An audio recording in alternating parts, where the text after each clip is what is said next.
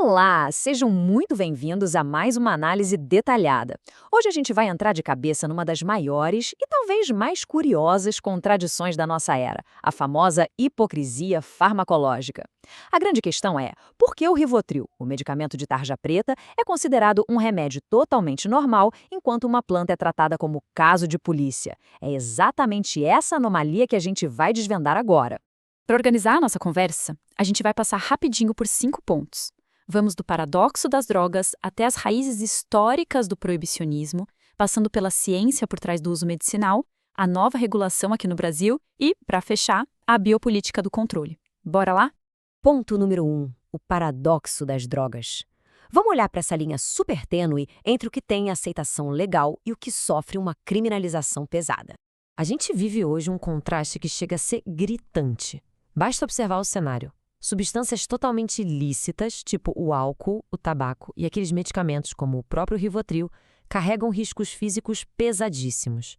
A gente está falando de dependência crônica e até depressão respiratória. Aí do outro lado temos uma planta criminalizada historicamente que tem exatamente 0 casos documentados de overdose letal. 0. E os dados objetivos confirmam isso. Olhando para a escala multicritério de danos do Imperial College London, fica muito claro que a legalidade não tem nada a ver com um perigo real. O álcool, que é vendido em qualquer esquina, bate impressionantes 72 pontos de dano. Ganha até da heroína. Já a cannabis e os benzodiazepínicos marcam 20 e 15 pontos, respectivamente. Fica bem evidente que não é a toxicologia que está ditando as nossas leis. O que nos leva ao nosso segundo ponto, as raízes do proibicionismo. Afinal, o que acontece quando a história atropela a ciência? A criminalização, de fato, não saiu de dentro de um laboratório com cientistas e microscópios. A história é bem mais complexa. A planta chegou ao Brasil com as populações africanas escravizadas. Lá em 1924, sofreu uma pressão internacional gigantesca quando um delegado brasileiro, sem absolutamente nenhuma base científica, resolveu declarar que ela era mais perigosa que o ópio. Isso pavimentou o caminho para proibições federais que acabaram culminando num endurecimento extremo durante a ditadura militar. Foi uma mutação drástica de narrativa.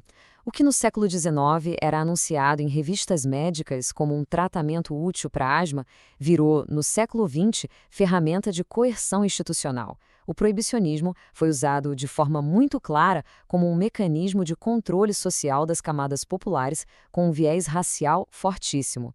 A ciência ficou totalmente de fora dessa decisão. Mas vamos ao ponto 3. Vamos falar de ciência e uso medicinal e de como o estigma começou a ser apagado. O grande detalhe técnico aqui para a ciência e as agências sanitárias é entender uma fronteira bem estrita, a marca de 0,3% de THC, que é o composto psicoativo. É exatamente esse limite que separa o que é o cânhamo de uso industrial e agrícola, sem efeito psicoativo relevante, dos extratos médicos que são rigorosamente controlados em laboratório. Simples assim. E em termos médicos, as formas de administração evoluíram de um jeito incrível. Inovações atuais, tipo a vaporização, eliminam totalmente os danos ao sistema respiratório causados pela fumaça. E isso permite uma entrega super segura do tratamento. É um alívio real e clinicamente documentado para indivíduos que sofrem com dores crônicas severas, esclerose múltipla e distúrbios agudos de ansiedade. Além desse alívio formidável individual, a gente precisa olhar para o impacto público da coisa. Para colocar em perspectiva, uma regulamentação eficiente poderia gerar quase 13 bilhões de reais por ano em impostos aqui no Brasil. E mais importante que a parte financeira, um controle de qualidade implacável tiraria o consumidor do mercado clandestino, protegendo todo mundo de contaminações perigosas como fungos e solventes químicos. E como estamos no Brasil atualmente? Vamos para o ponto 4. A nova regulação no Brasil e a transição legal que está acontecendo. Essa transição por aqui tem sido lenta e bem exigente. Tudo começou com as resoluções da Anvisa a partir de 2015, liberando umas importações, mas com um custo astronômico.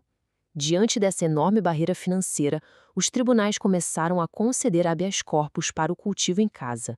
E foi uma longa caminhada até chegar em novas resoluções, com regras sanitárias super rígidas para o plantio corporativo em solo nacional. Só para ilustrar a gravidade do cenário antes dessas normas, os pacientes passavam por uma verdadeira via-crucis na justiça.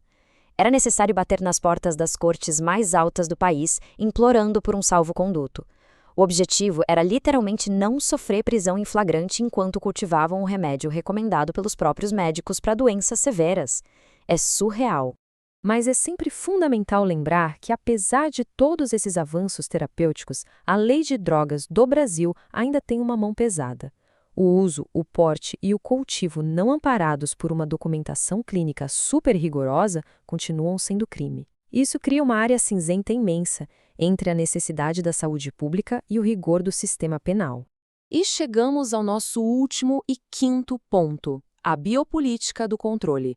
O momento em que os lucros se colocam acima dos pacientes.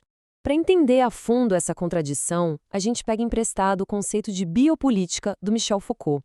É a ideia de que a gestão do Estado moderno se dá pelo controle milimétrico dos nossos corpos e da própria vida. No fim das contas, a linha que separa o que é chamado de fármaco do que é chamado de crime quase nunca tem a ver com proteção sanitária. Tem muito mais a ver com a preservação de monopólios de mercado e estruturas históricas de poder. A hipocrisia escancara de vez quando se faz analogias simples do dia a dia. Se o proibicionismo focasse mesmo em blindar vidas, motocicletas de altíssima letalidade não circulariam livremente. O álcool, que é super tóxico, e o tabaco, que causa doenças terminais, jamais seriam vendidos em cada esquina. A sociedade aceita rotineiramente danos colossais em indústrias pesadamente taxadas, o que escancara como essas proibições são absolutamente seletivas. E, conforme o mercado avança, surge um alerta gigantesco sobre os interesses corporativos. Existe uma tensão muito forte, hoje, entre o amparo genuíno ao paciente e a atuação de grandes grupos comerciais que, por vezes, operam disfarçados de associações filantrópicas.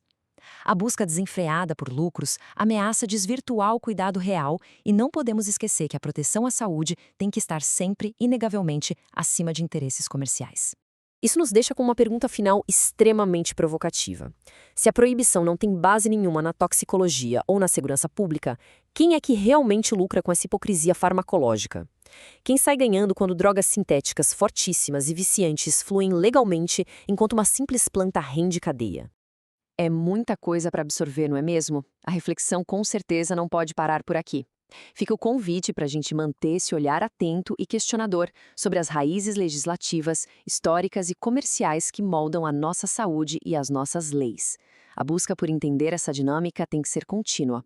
Muito obrigada por acompanhar essa análise e até a próxima.